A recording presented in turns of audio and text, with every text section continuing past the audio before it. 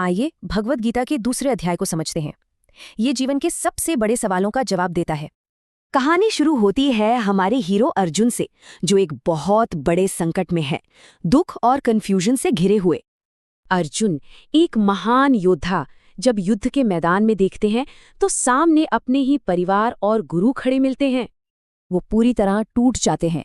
उन्हें लगता है कि अपनों को मारकर मिली जीत का कोई मतलब नहीं है।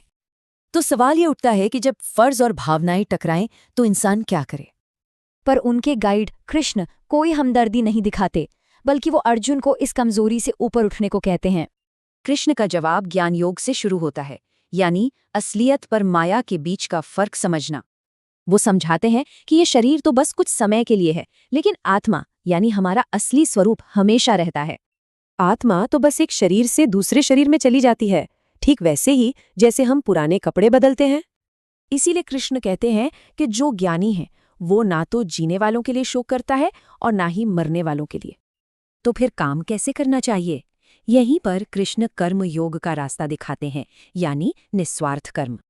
गीता का ये शायद सबसे मशहूर श्लोक है। इसका मतलब है हमारा अधिकार सिर्फ काम करने पर है, उसके फल पर नहीं। यानी अपना काम पूरी ईमानदारी और हिम्मत से करो, पर नतीजों की चिंता मत करो, चाहे वो अच्छे हों या बुरे। इस बात को और अच्छे से समझाने के लिए कृष्ण एक बहुत ही शानदार मिसाल देते हैं, रथ की मिसाल। ये रथ कुछ और नहीं बल्कि हमारा अपना शरीर और मन है, और इसका हर हिस्सा बहुत जरूरी है।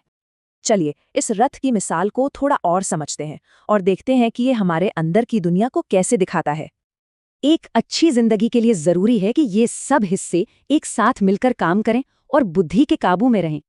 तो जब कोई इस अंदरूनी रथ को काबू कर लेता है तो क्या होता है? वो स्थितप्रज्ञ बन जाता है।